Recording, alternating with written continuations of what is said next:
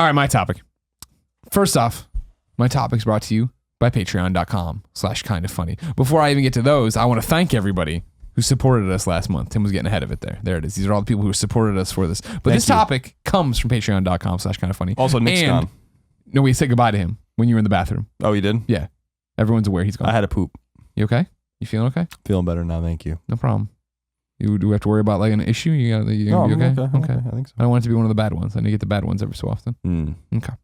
This one's brought to you by a very specific Patreon supporter. This is Rick Argomanes, who supported us on patreon.com/kindoffunny. Get his topic read. His topic is fear. What are the things that put your gooch in a twist? Ooh. Public speaking, clowns, failure, complex carbohydrates. That would have been Nick's. Have your fears ever held you back from doing something you wish you would have done? Thanks, best friends, Rick. Thank you, Rick, for supporting us on patreon.com/kindoffunny to get your topic read. Guys, what are you afraid of? To get ahead of it, I'm not feeling like I want to get emotional today, so I'm just going to say losing my family. Because that is hands down my greatest fear. Sure. Moving past that, I don't know. I don't necessarily know that I have those types of fears, like talking about the public speaking and all of that. Sure. It's been interesting for me because obviously I have experience speaking in front of people, but doing it on such a grand scale, recently we've had it a lot. Kind of Funny Live, the Final Fantasy event that we did. Sure. Let's Play Live. And so many people ask me, like, are you nervous before you go on? And it's weird because I'm not at all. It's definitely like I'm overwhelmed with what would be nerves. There's more excitement. And it's like just adrenaline, you know? Yeah. And that kind of like overrides any nerves that would be there. However, this time doing Let's Play Live, we actually had to play games. That got me more nervous than speaking ever would. Interesting. I wasn't scared of it necessarily, but in the realm of like, I don't think people are actually scared of speaking in front. I guess some people are. Yeah. I'm not scared of it, but it did get me way more nervous than any of the other things. There's an added pressure to it, right? Yeah. Yeah, there's something else that's out of your control, something else to be judged on. Exactly. You go out there and you know that you can speak and be funny and move around and you remember whatever point you need to hit. Yeah. But in a game, anything can happen. Yeah, and it was weird because I Colin Moriarty winning gang beast somehow. God damn. I knew that it was an issue because after I did Murder, it's a Counter-Strike mod. Yeah. So it's on PC. My muscles in my forearms were really tense afterwards. And like even the next day it kind of hurt. I was like, damn, I guess I was like really kind of in there. Now that G is there, you're not working out those forearms as much as you used to. No. Especially, whatever. I'm not going down that hole. But a couple holes I did go down. Oh! Anyways. So yeah, I don't know if it's necessarily fear, but it is that kind of anxiety and just adrenaline spike. Adrenaline, but in a scared type of way, you know? Sure. What about you guys? I mean, for me, it's my cancer coming back. I always talk about it that like, I would say I wasn't fearless in a way of like, I'm like the man without fear, but I don't worry about death. And I'm on a plane. I'm not worried about the plane going down. I'm not worried about public speaking. I'm not worried about looking stupid in front of people. Because a long time ago, I had to embrace all that I'm going to look stupid in front of a lot of people. And that's just who I am and how that works. And so like, I know you're talking about your family, but like I'm so distant from my family already. Like, don't get me wrong, I don't want anybody to die or anything like that, but it's not like that. It's more like I think about it every so often, like, man, sometimes like I'll miss a phone call from my dad that's off cycle. It's not on a Sunday. And I'm like, that could be, I got to check that voicemail right away. That could be something's wrong with him. You know what I mean? That's a weird thought, but it's not a fear as much as it's like, oh shit, that's a reality I live in where I have to be aware of that kind of thing. And that can obviously happen to anybody, but as your parents get older, as you get older, you start to worry more about that, I guess. But again, worry, not necessarily fear, if that makes sense. I don't know. But I always go back to the whole cancer thing of like, when I got cancer, I was so naive about what I was getting into. And I was all like, I was breaking the news in funny ways to people on the phone, and I was put up a funny blog post. I remember telling people crying when I told people at IGN about it. I'm like, don't worry, it's not that bad. You know what I mean? Don't worry, 86% survival rate, And then to get there and go through it and learn about how fucking horrible it was and like how rough chemo was and all the horror stories that I've told over and over and over again, whether it's here or that episode of Dancers over on Giant Bomb and stuff like that. Like to go through all of that and like, a month and a half in when like my third, I guess maybe it's 2 months in, but third or fourth chemo to turn to Christine and break down in tears and be like, this isn't fun anymore. And I'll never forget her going like, when was this ever fun? You know what I mean? But for me, it was this new experience and I was going to do this and I thought I was going to get to play Vita and not have to worry and not feel bad that I was missing emails or missing work, that it was like, everyone's like, you're approved to go do whatever you do here and fuck off and not worry about it and then get there and not have it be that. Now if I was to get cancer again, like to know that's what's coming, I would handle it in such a different way. Like I would ghost from here. I would not be a part of it. But like also working through it, gave me something to be motivated for and take my mind off it and make it go faster, I guess. So maybe that's not the right thing either. But those would be the things to struggle with, of like going right into it and being like, all right, I need to get a port right away, and I know I'm going to do this, and I know I'm going to be like knowing what probably is going to happen, that I'm going to get really angry and like, you know what I mean? Like I'm going to be, I'm not going to be able to control or console myself at times and all these different things. Like that's scary and frustrating, and that's what I'm afraid of, is like knowing it. Knowing what I'm up against would be the problem, especially as hard as chemo is and all that stuff. Like if I was to get that, like, well, I mean, a couple, I don't know, months ago now, maybe years ago, it's all such a blur. Like there was a point where I remember my lymph nodes got swollen again. And I was like, I went to the doctor and they already gone back down, but to sit down and go through it, and like, it was like that gut check moment where I think I teared up right away when I realized it might be happening again. Whereas like with cancer, you know what I mean? Getting the diagnosis, it was like the first time I read through the paperwork, like before it was an official diagnosis, where it was like all signs point to cancer. I remember tearing up, but then it passed, and I was like, all right, I'll be fine. And I looked at Wikipedia, and then the first time I cried with cancer is when I came home from that first chemo, and I broke down, in my room between the bed and the bathroom or whatever, and it was just like, fuck, this is gonna be a lot tougher than I thought it was. So to know that from the get go, to have no real hope, you know what I mean? Like that'd be the end. I would be fucking destroyed, and that's what scares me. Colin.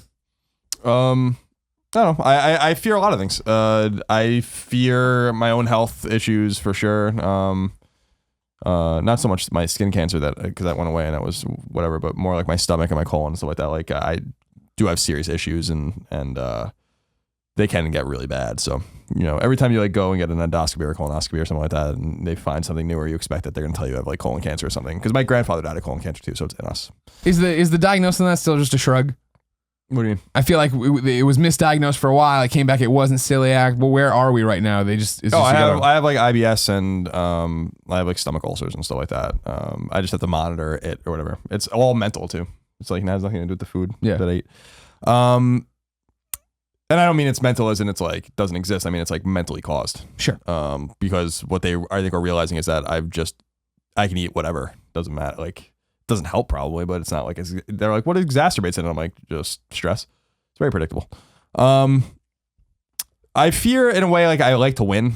And I like to like be the best at whatever we like do. So whether it's our podcast or our videos or like when we used to write, and I have a very competitive streak and like professionally and personally. And so like, I don't like to lose, and I fear losing and I fear failure.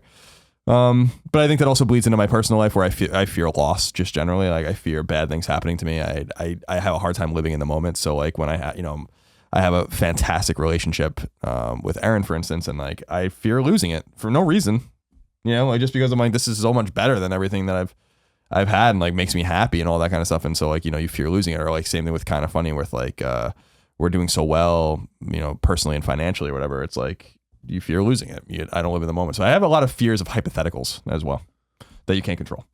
The fear that's I think most pertinent to the audience, I think, is probably my fear of like being in public. Like and it's so funny because I don't fear like people are like, oh, like I'm not like a shut-in. Like I don't mind being out.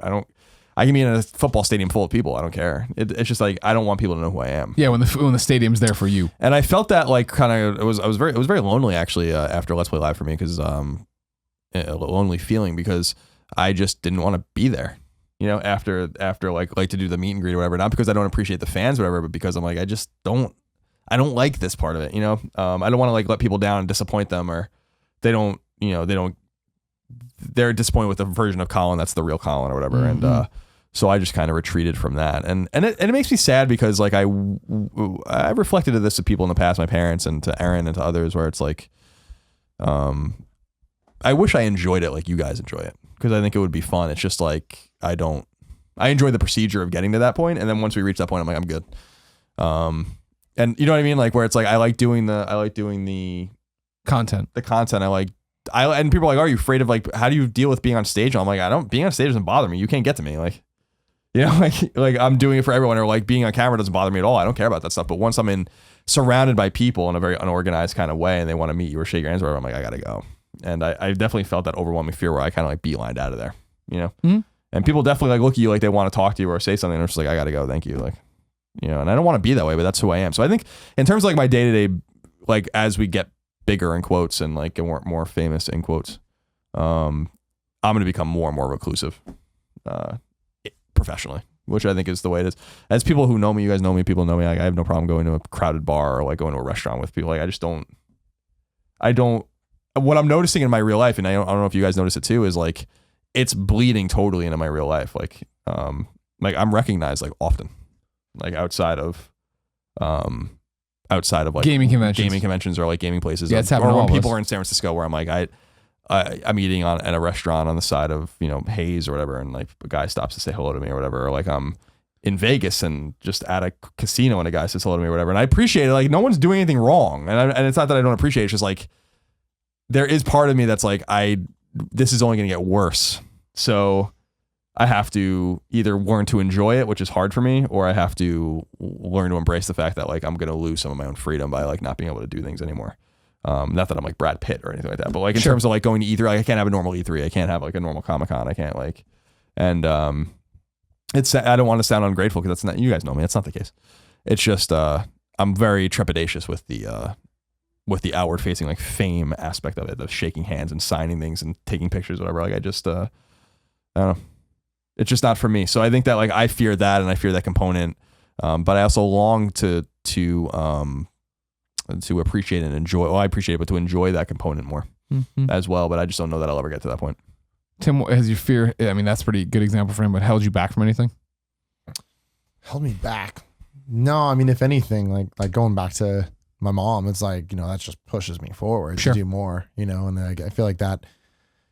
I don't know. It's weird. Fear, it's an interesting thing to think about, because it's like I'm really trying to come up with like, what am I most scared of? And it's like that. It's definitely my mom and brother. But like that stuff does just push me to be me more than I am, to do better and to make them proud, Sure. And kind of create all those moments. I think that really the biggest, like, I'm not really scared of failure, because I feel like, again, all that other stuff just motivates me to keep going. And at least so far it's worked really well.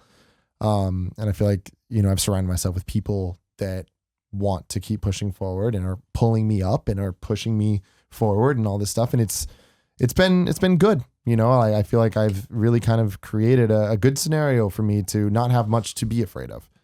And I'm very thankful for that. I'm thankful for people like Kevin who have always been there. And it's like, don't really feel too much need to be afraid of things when I have somebody that I know will catch me. Sure. You know what I mean? Yeah, that's a big part of it. And, I guess like really the biggest fear in terms of failure or whatever, it's like I'm more scared. Like I know Kind of Funny's fine. Like I know we're good, like because we are us and we're doing stuff.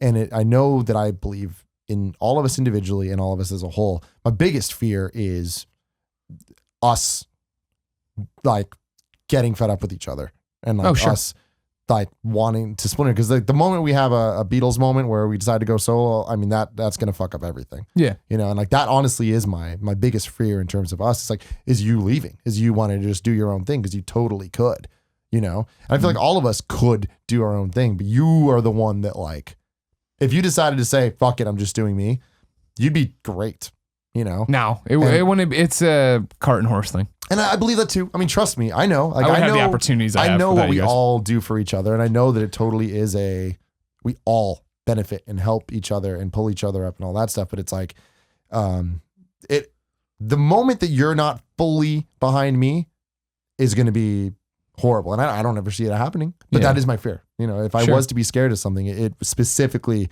would be you leaving us. Sure. No, that's a great example. I worry about Colin leaving or us getting fed up with each other and getting in a giant fight about something stupid. And then we, that this gets all fucked up, because it is that thing where we're all friends.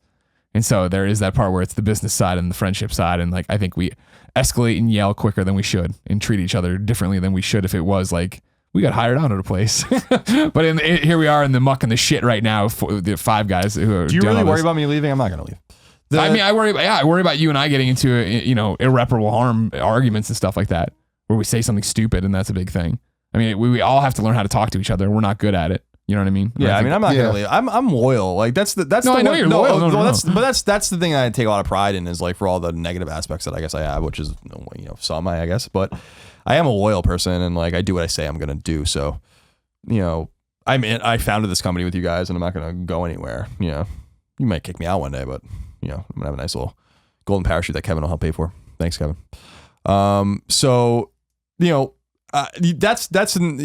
Could anything happen? I suppose, yeah. But this is what I do, and I I feel in a much more stable and emotionally happy place than I've been in a long time. And I think it shows. I mean, I'm always going to be Colin. I've always been Colin since you've met me. But I think that I'm in a good place where, but my fear, like that's the thing is like, I want to win. I like to win. Like, that's what I really like to do. And like, I wouldn't have done PS I Love You, for instance, like, and like really helped push for that if I didn't think we were going to be number one. Like, I wouldn't have been so over the top with our Patreons and like really like supported this thing that you guys wanted to do, even though it didn't make much sense to me if I didn't think we could be the biggest Patreon or like to make the most money or whatever, you know, like on Patreon. Like, I like pushing everything to the extreme in terms of that way where like we are dominant in some way. And I think I like that. I think I add to that. So like, I would feel like if I were to ever leave that it would not be the right look for me or the right look for all of us. I would never do that to the company, because could you survive without me? Yes. You wouldn't be able to do maybe PS I Love You anymore and stuff like that, but like, you'd have the show would look dramatically different. Right. Yeah. And it wouldn't be as good. Everyone knows that. But I feel like I the additive nature of what I bring to the table, especially with like my expertise, my knowledge of games and all those kinds of things, I think like that's not right. Like, any more than like if Tim left and we lost his business acumen and his ability to do these shows and stuff like that, it would suck for everyone. And you like, would he do that to everyone? Like that's my whole thing is like, I wouldn't do that, you know, unless I became like truly miserable. And even though we play it up a lot, I'm not miserable at all. So it's like, you know, you don't have to worry about that. You know, yeah. Are things getting more real between everyone? Yes. But I think that's the nature of being together all the time. And I feel like that's, that's why like, I just think that we don't manage our time properly, you know, like, and we don't manage like the way we're together properly. And that's things we've talked about in the past, like where those things can be alleviated by just being together less, you know, then you want to be with each other. Then you want to see Kevin and Tim and me and, you know, like, sure. So it's like, well, I think having a fucking office is going to help. I think so we'll too. Be able to check out. Yeah, I think I'm done with work today. I'm going home. I don't have to see everybody. What's funny to me is it's like, you know, our job is communication. Our job is literally talking to each other. And I feel like we're so bad at it. Every Monday, 9 a.m., love and sex stuff. It's about communication, every relationship. And it's just like, it's so funny that somehow we're so bad at it on an individual basis. And when you put all of us together, it's just like even worse, you know? And I feel like that just kind of makes it all really bad, where it's like, it's not even so much that the time together is bad, just that when the time together gets so strenuous, it's like, then we don't want to be with each other. Then it turns into like you know, one person says one thing that hits you the wrong way. And then it's like, all right, do I engage or do I just let it happen? You know, and that's, it gets really complicated. I do think an office is going to help a lot. But again, that's what really kind of goes back to the fears of like, what are the steps that cause things to crumble? How do I avoid that? Yeah. You know, and I feel like I've had to think about that a lot more than I would have ever wanted to, or, you know, I would much rather focus on how do we build instead of how do we not destroy, you know? But both are important. They are. I Both mean, are you equally can't important. build without the foundation, but then it gets rough. It gets like really rough. This whole thing, I've never expected so many of the issues that we have to have come up, and I have to deal with them is like, it's a lot, you know? Mm-hmm. And I'm scared that eventually something will come up that I won't be able to deal with because it is out of my hands. I mean, that's the thing. It's like when we're dealing with 5 people that have completely different, you know, perspectives, and they all believe more than anything that they're right. It really becomes a matter of who's going to fight for it the most. And when you fights cause problems, you know? Yeah. What I've found in self-reflection for myself is a few things with our company. A is that like, I don't think it's as bad as it seems. Like when we talk about these things and people are like, oh, they're falling apart. It's like, no, we're not. Like, it's just the reality of business, especially when you mix business with pleasure, or business with friends, or business with real life things. But in my own way, like the things that I can control, like I've tried to control them more, and I think it works, at least for my own tranquility. Whether or not it parlays into like the betterment of the company, I don't know. But like, you know, obviously I don't like traveling. I don't like going to events or whatever like that. But I've really, and I slip up every once in a while, but I like at E3 and Let's Play Live, I really tried my hardest to not say that I didn't want to be there. To not say, like, to not be like, I can be doing something else. Like I try like putting out the more positive or just neutral energy, being like, I'm here. And I was talking to someone about where I realized like I kind of just go along. Like I think I might, even though I bitch sometimes, like I might be the easiest because I ask for the least. So like, I think in terms of like what everyone wants to do, like you want to go to this convention or cover this game, and I'm like, I just want to do what you guys want to do because I want everyone to be happy. So like, with Kind of Funny Live or whatever, it's like that's Tim and Nick's show, and tell me what you want me to do, and I'll do it. You know, and I even tried to like make it easier for that. Like, I remember talking to Tim and being like, well, you don't have to worry about my lip sync battle because I'll just do the Mega Ran rap, so you don't have to worry about that. But he wanted me to do both, so I'm like, okay, like, you know, like, or like with E3, it's like I would have covered E3 from home, but Greg really wanted to go down, so I'm like, okay, I'll do that kind of stuff. But I realize also like it's a choice to succumb to those things, and so you have to, if you're gonna do it, then you can't make people feel bad that you did it. You know, like it's not really fair. So, so I try to put out that kind of more neutral or positive energy where I'm like, yeah, it's like fine, as opposed to like kind of kicking and screaming as if I'm not a man with free will or something like that. And I need more of that. And you know, although I'm not going to like any more events anytime soon, but that was just something I try to be more cognizant of because I just feel like a high tide raises all boats kind of mentality, you know. I mean, that's my biggest complaint with you is your negativity. So yeah, I need you to do more of that for me because that is what beats me down and makes me not want to be around you or work around you. And I'm not, I know the anxiety is a different issue and this is a different issue, but yeah, when it is like you don't like E3 and you keep saying you don't like E3, then it is like, I get it. You know what I mean? Like this is the one and I'm not saying this isn't a critique of you not liking E3. I'm just talking about in terms of negativity. Like that is something that hurts me. It just hurts my performance. It brings down my performance in things or whatever. Like, you know what I mean? Like I'm glad you addressed it. I'm glad you're working on it. I'm glad you're actively with it. But yeah, I think that's something that, yeah, it matters for all of us, I think. Yeah. I mean, it definitely is. It's a group thing. It kind of lowers the whole group. I guess it's the lowest common denominator thing, you know, where it's just like if the idea of, we're just using E3 as an example, but if the energy going in E3, if me and Greg are up here and you're here. And Nick is like, Nick vacillates. Nick is the wild card where it's like, wild card, bitches. Nick feeds off of the lowest common denominator. Always. And that's, you always call him devil's advocate. He's Mr. Devil's Advocate. And it's just like, that's just the way he is, you know, because Nick thinks a certain way. And usually that way is very realistic about stuff. And it's just like, when someone has a valid complaint, he's like, that's a valid complaint. And then he'll go on to it. And you have valid complaints all the time. Me and Greg just most of the time pretend they don't exist and just keep pushing forward. You know? I don't think it's a lot of I don't think it's so much negativity as it is like, I mean, it is negativity inherently, but it's also like realism. You know, like I think I'm just the realist. Yeah. And so it's like, you know, could it be tempered? Sure. But like, I think part of pessimism is looked at as like this negative trait. And I don't think it necessarily is. I think it's like the half glass full, half glass empty thing. It's like, who sees the problems and dwells on them and who like pretends the problems don't exist. Both of those things are wrong. You know, but like that's just one or the other. It's like rarely that like someone's actually in the middle, and like sometimes the glass is half full and sometimes the glass is empty. It's just a really mentality. Yeah. So I think the difference there though is it's just like, even though there are problems, we're like, how do we fix them? How do we get above them? You know, and then like at least so far, when you look back at our track record, every single thing, there's a million valid complaints and concerns, and we've just been like, all right, we're gonna either not address those and just keep pushing forward, or here's a solution to those. Let's go forward. Yes, it's a little extra work, but look at what we get from it. You know, I think E3 is a perfect example. We fucking killed it. Killed it. Do I have some things I'd change for next year? Yeah. They're very minimal though. No Kevin. We need Kevin for sure. No, more Kevins. More Kevins. If you guys have more Kevins out there, let us fucking know. But yeah, I mean, to me, it's like, yeah, so like I get these different kind of fears and these different kind of anxieties or whatever, because I kind of share them. But, you know, I think one of the things that I've tried to do cognizantly in this company to quell my own fears and also like my own anxieties about control and stuff like that is like, I think I've relinquished almost all control. I think I'm the most powerless of the four of us in terms of like what we do and the direction we go and all those kinds of things. And I think that's kind of a voluntary thing, you know, like, trusting your advisors. Yeah. In a sense of like being like, the other three people I think Nick and I are like way more simpatico than I think a lot of people realize in a lot of the things we do and like, and the way we look at things, but that Italian blood. But well, it's just like, I think Nick is way more on my end of the paradigm than you guys. But again, I think that's because you're on that side. I do think that if you were higher, he would be, just because that's the realist in him. Nick's Maybe. the I've always known Nick like that, but I don't know that, you know, whether it's, you know, in the more positive days. I mean, I knew Nick like that too, but Porty. But and I mean mentally positive, not that things aren't positive.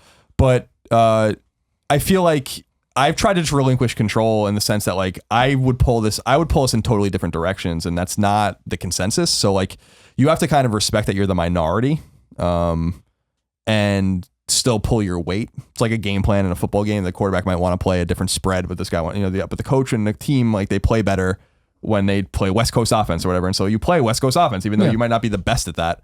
because like you're still direct moving towards the win as a unit, as opposed to like showing a lot of resistance. So stop. Whoa, What are you even barking at? Whoa. So yeah, I've tried to like so I think that's like one of the things, like, but with relinquishing control and having no real, like I don't really chart the course at all. So it's like, so there comes a lot of, trepidation or fear with that as well, where like you don't really know what the future holds or whatever, but like you also have to realize that like I played my hand the way I wanted to play it. So, but this sounds way more dire than it is really, isn't, from my perspective. The topic's about fear. I don't think it was gonna be super like yeah. But yeah, so like I don't really have any fears about the company, because I really do think that like, I mean, I have fear that like, I mean, we're very financially successful, we seem to be individually happy with our lives. I mean, I guess, I don't presume to know, but so I think that like the fear comes from just being able to sustain it and grow it in a responsible way, and make sure that like we're doing the best work that we can do. And that's way more important to me than the traveling and the meet and greets and all that kind of stuff. Is like, is the content good? Like, that's all I really care about. Like, if people are enjoying the content and like it and they want to come back and watch the videos, then I'll gladly like cede all of the meet and greet fame to YouTube. That's fine with me. Like, and I think that's like, well, I think that's kind of what content's the most important to all of us. But I think that's like what the kind of the conclusion I've come to is like, I'm good. Like, and I think that someone was talking to me about it, like they were like, your elusive nature makes it so that when you do appear, it means more too. And I'm like, yeah, it'll be funnier that way. If like literally in the future, all I'm at is like Kind of Funny live. That's the only way you can see me. You can sell tickets that way. VIP tickets to just finally meet Colin. Yeah. Only for 50 people. There'll be one more person VVIP. can get a ticket. Exactly, the very, very important people to go see Colin. Ladies and gentlemen, this has been the Game Over Greggy Show. Each and every week, 4, sometimes 3 best friends gather on this table, each bring a random topic of discussion for your amusement. If you like that, head over to patreon.com/kindafunny. Toss us a few bucks and you'll get every episode early, along with some exclusive perks and goodies. If you have no bucks to toss, no big deal. Head over to youtube.com/kindafunny, where we post the show topic by topic, day by day, until it goes up as one big MP3 and video. Until next time, it's been our pleasure to serve you.